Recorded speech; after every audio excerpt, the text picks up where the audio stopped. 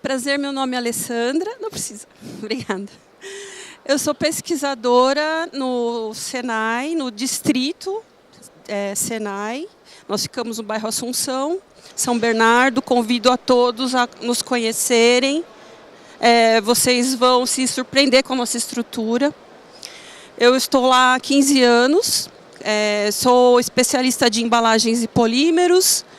E antes do Senai, antes de atuar no Senai, a minha experiência sempre foi na área de embalagens. Trabalhei na Avon, na Natura, Niase e outras empresas na área de embalagens. E hoje eu vou falar um pouquinho sobre embalagens ativas. Não sei se todos já ouviram falar sobre embalagens ativas. Então, a princípio, as embalagens elas não podiam ter nenhuma interação com o produto que estava acondicionado nesta embalagem. Então, as funções das embalagens eram sempre a de acondicionamento, transporte, comunicação, proteção, e não era permitido essa interação. As embalagens ativas, elas vieram com o objetivo de quebra de paradigmas. Então, nessas embalagens, a interação com o produto é sim desejável. Então, elas vão interagir com o conteúdo da embalagem para melhorar a preservação, a segurança e a qualidade do produto, liberando ou absorvendo substâncias para alcançar o objetivo de aumento de shelf life em alimentos.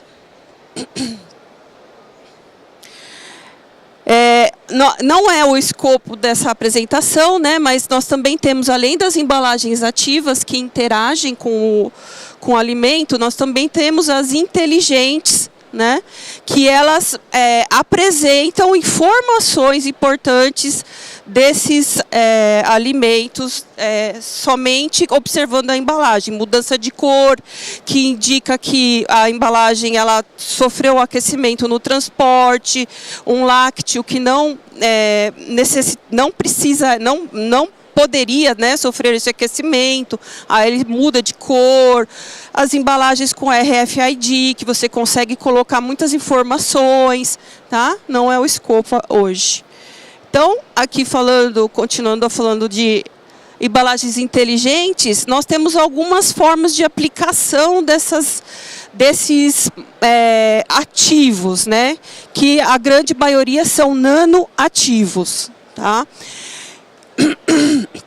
A primeira é em forma de sachês, acho que vocês já viram, sachês incorporados a alimentos, até às vezes em roupas a gente encontra, Então a gente encontra, por exemplo, absorvedores de etileno que utilizam o permanganato de potássio.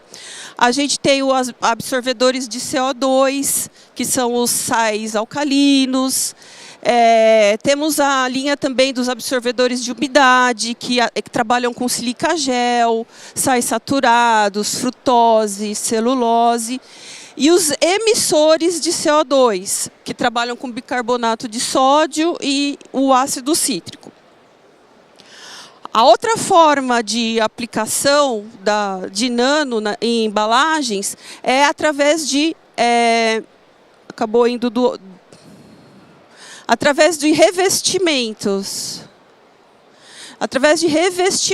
Então, eu aplico esse revestimento na superfície da embalagem. Pode ser de várias formas, através de coating, através de spray, através de imersão. E aí eu tenho resultados como, por exemplo, posso ter um antioxidante utilizando o extrato de alecrim, antimicrobianos, tem vários, Aqui eu citei somente alguns, tá, de cada situação, quitosana, alginato, prata, e repelentes de insetos e antimicrobianos, como o timol, anis estrelado. A forma C de aplicação eu nem trouxe nenhum exemplo aqui, porque é uma forma muito recente e ainda está em desenvolvimento e sigilosidade, que são através da imobilização de compostos ativos. Então, para que isso aconteça, é necessário ter grupos funcionais, tanto no ativo, nano, quanto no polímero, que vai formar uma forte ligação, né, uma ligação entre esses dois grupos funcionais. E o grau de liberação desse nano, né, desse ativo, ele vai depender dessa força de interação entre esses dois grupos. E nós temos também a forma de aplicação através da incorporação direta, né? Essa você aplica diretamente no polímero. Então, a gente usa quitosana como antimicrobiano, antioxidante. Nós temos o chá verde também como antioxidante. Para antimicrobiano tem muita coisa, né? Então, aqui listado alguns como óxido de zinco, a prata, o óxido de cobre. E absorvedor de oxigênio, o ferro. Absorvedor de umidade, o cloreto de sódio, e absorvedor de CO2, que são as zeólitas. A forma de aplicação desses nanoestruturados na embalagem vai depender de uma série de fatores, como, por exemplo, grau de compatibilidade do nano com a matéria-prima, né, com a matriz, temperatura de aplicação, facilidade de processamento. Então, de acordo com uma série de informações desses materiais, informações técnicas, se escolhe qual é o melhor processo para aplicação. A última que foi comentada, que é a aplicação direta no polímero, é a mais utilizada. Tá? E ela pode ser funcional, trabalhada de três formas, né? A primeira é a liberação induzida por difusão. Então, o que acontece? A matriz, ela tem uma estrutura porosa, né, microporosa, e através dessa porosidade, ela faz a difusão para a embalagem, para o alimento. Aí a gente tem a liberação induzida por saturação. Então, esse material ele vai recebendo, ele vai saturando desse ativo, e depois de saturação ele faz como o primeiro, né? Ele faz a difusão para o alimento. E a gente tem também a liberação induzida por desintegração. Você tem a degradação, a deformação do polímero, gerando uma embalagem que vai interagir com o alimento.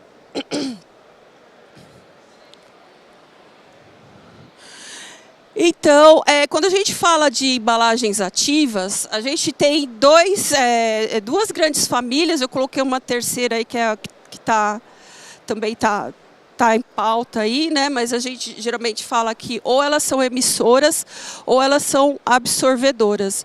Então, as embalagens que têm princípio ativo absorvedores, eles vão absorver essa substância indesejável que tem na atmosfera interna da embalagem.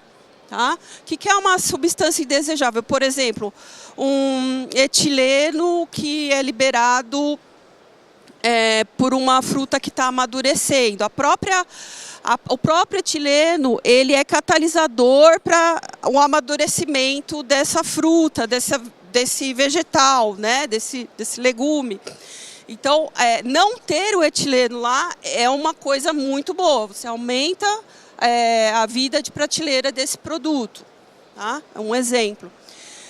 E nós temos os emissores, né? Então, nesse caso aqui, ele migra para a superfície do alimento, prevenindo a deterioração por perda da qualidade. Então, por exemplo, nós temos os antimicrobianos, né, que também vai aumentar a vida de prateleira dos alimentos, emissores de etanol, enzimas. E um terceiro que eu coloquei aqui, que é um sistema não migratório, né, que essa substância ativa, ela não é, né, a superfície do polímero é o único substrato ativo e a migração do composto ativo não é permitida. Como assim, né? Então, quando a gente trabalha com nanoprata em filme polimérico, a ideia é que ele vai ser um antimicrobiano por contato. Ele não vai transferir prata para o alimento, né? Por contato, ele vai ter uma ação antimicrobiana. Então, nesse caso, desse tipo de embalagem, é interessante que o alimento esteja realmente em contato com a embalagem, não tendo, né, o que a gente chama de head space, né, o espaço vazio entre a embalagem e o produto. E aqui a gente tem, né, nessa figura alguns exemplos, né? Até coloquei também no próximo slide, né? Que a gente tem, por exemplo, os antimicrobianos, a quitosana, metais diversos, né? A gente tem a família dos emissores de CO2. Então, o emissor de CO2 é muito bom para produtos cárneos, né? Tem os antioxidantes, os óleos essenciais são muito utilizados como antioxidantes, os absorvedores de oxigênio, né, como o ferro, ácido ascórbico, e os absorvedores de etileno também, bastante utilizados. Aqui eu listei, tem uma lista também do lado de vários tipos de ativos que são bastante utilizados e quais as suas aplicações. Eu coloquei aqui destacado, né, o absorvedor de dióxido de carbono. Esse tipo de ativo, de todos, ele é o menos usado, porque, na verdade, o gás carbônico ele é muito bom ter, por exemplo, quando você quer ter uma ação antimicrobiana, por exemplo. Tá? Então, ele é interessante. Só que tem alguns produtos que não, por exemplo, os lácteos, né? Então, quando você tem produtos lácteos, eles podem estar ocorrendo lá a fermentação desse produto, né? E quando você tem a absorção do CO2 que está ocorrendo lá, você aumenta a vida útil dele. A mesma coisa que café torrado, né? Que libera bastante CO2. Então, é interessante ter também o absorvedor de CO2. Aqui outros, né, coloquei essa lista, né, para que vocês possam ver que dentro dos tipos de ativos e o que eles propõem para cada tipo de alimento, a gente também consegue classificar eles como orgânicos, inorgânicos, poliméricos, minerais.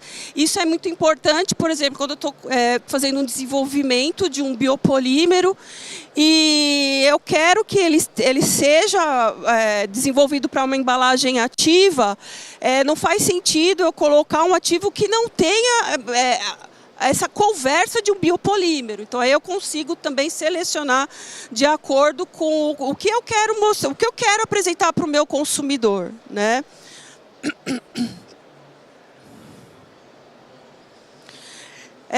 Quando a gente fala de embalagens ativas, a gente tem algumas vantagens, né?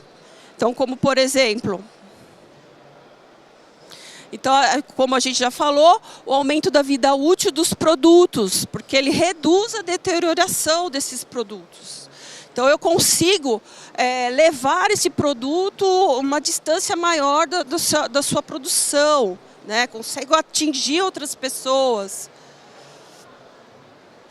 Eu tenho melhora da segurança alimentar. Por quê? Porque ele inibe o crescimento dos patógenos que tem nesses alimentos, né? Micro-organismos que podem causar doenças alimentares.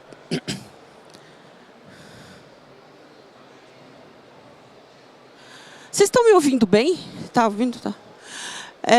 Preservação da qualidade, né? Ele vai manter o sabor, vai manter a textura. Então, isso também é algo muito bom. E a questão da sustentabilidade, porque ele reduz a necessidade de conservantes químicos dentro do alimento, o que reduz o impacto ambiental.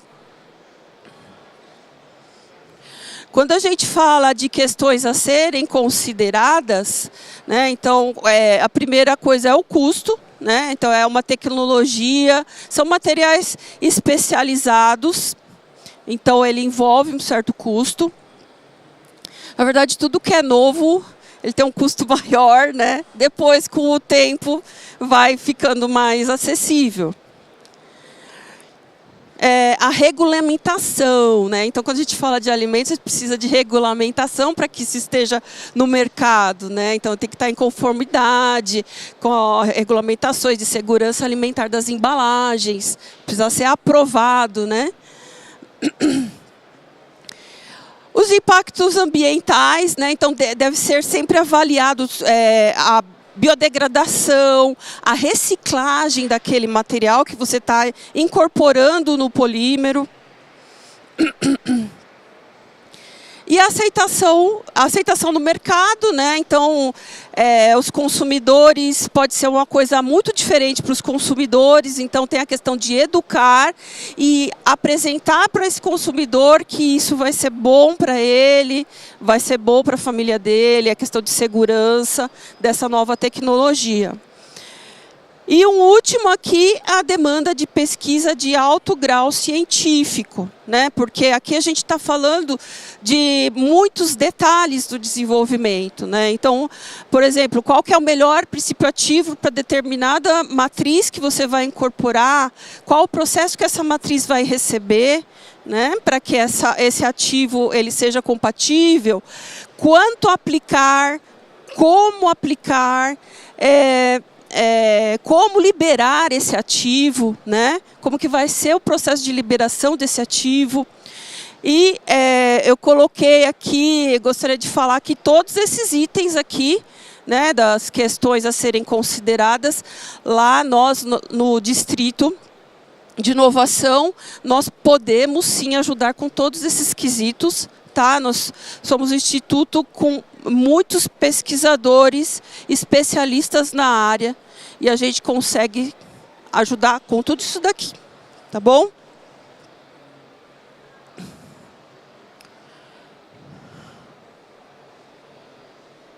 Vamos ver.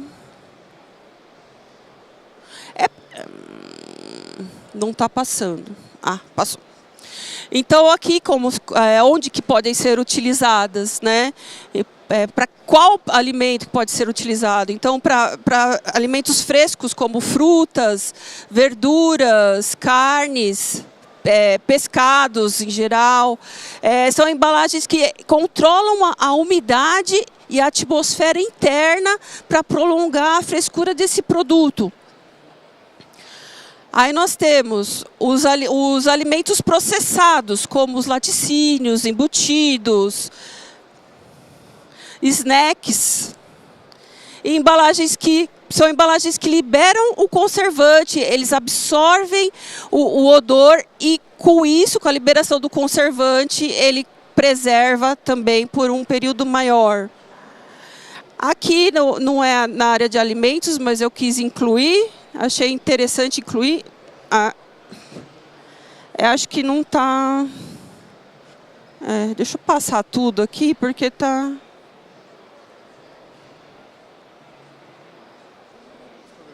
Ele está. Obrigada. Então, nós temos também embalagens ativas para cosméticos, para medicamentos, para manter a eficácia, prevenir contaminação desses produtos. E no caso de embalagens de bebidas, a gente tem muita coisa, né? Aqui no Brasil a gente ainda não vê tanto, mas nós temos, por exemplo, produtos ativos, né? Para inclusão no polímero, por exemplo, para a indústria de cervejas, sucos, que ele vai controlar a oxidação desses alimentos, né, e vai prolongar a vida útil desse alimento. Eu coloquei alguns exemplos práticos, né? Então, por exemplo, aqui a gente tem os absorvedores de etileno, utilizado na forma de sachê, é o permanganato de potássio, que ele oxida o etileno que a fruta está liberando, transformando em CO2 e água. Então, ali na primeira imagem, é possível. Primeiro dia, aí a gente tem a fruta embalada com o sachê e sem o sachê, e depois de uma semana, a diferença da fruta. Tá?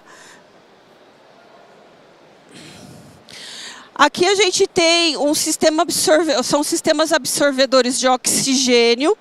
Então, a primeira figura é um sistema absorvedor de oxigênio que ela foi colocada naquele selo que fica em cima fica dentro da tampa crown, né?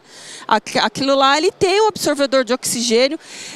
Os dois, eles agem não como impedir a entrada do oxigênio, mas sim o que entrou, ele absorve. Tá?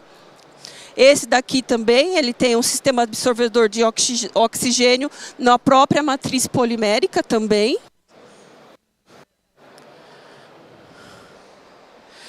Então, aqui, nesse sistema aqui, nessa embalagem, também é incorporado diretamente na matriz polimérica.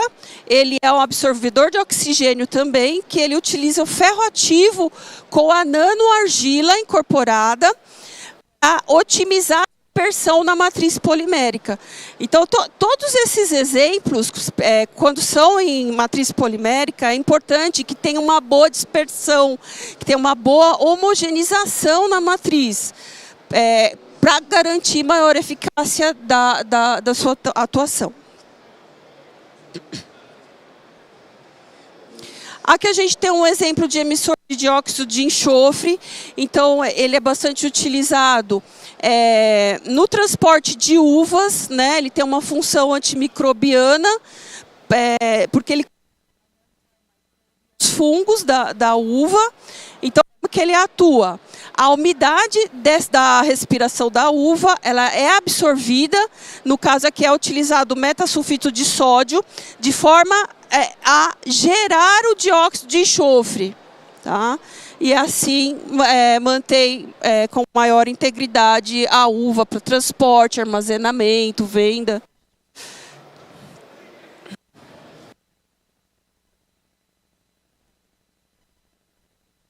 CO2. Então, aqui, o emissor de CO2, ele, como a gente comentou, né, a gente já viu, ele é muito utilizado para cárneos, para pescados, aves, e ele atua, ele entra em contato com o exudado do alimento, com aquele líquido que sai da carne e libera o gás CO2. Né? Então, esse gás reage com essa umidade e produz o ácido carbônico. Esse ácido carbônico, ele acidifica o meio e, com isso, dificulta o crescimento bacteriano no alimento. Tá? Geralmente, esse tipo de ativo, ele age em combinação com absorvedores de oxigênio. Tá? Aqui um outro caso, né, que é um absorvedor de umidade. Então, é uma embalagem que o ativo ele não está em contato com o alimento, né? Então ele está numa bandeja interna. Então o que ele faz? Ele reduz o excesso de líquido e com isso ele reduz o crescimento microbiano, né? E a grande vantagem, né? A gente elimina ou reduz muito a contaminação cruzada quando isso está sendo utilizado já para o cozimento, a gente está trabalhando na cozinha ali, né? Aqui um outro tipo de antimicrobiano, né? Então ele atua, aqui nesse caso, o dióxido de cloro, que é o agente ativo, né? Ele também reage com a relativa da embalagem, do espaço interno da embalagem e vai tendo uma liberação controlada, agindo como antimicrobiano para esse produto.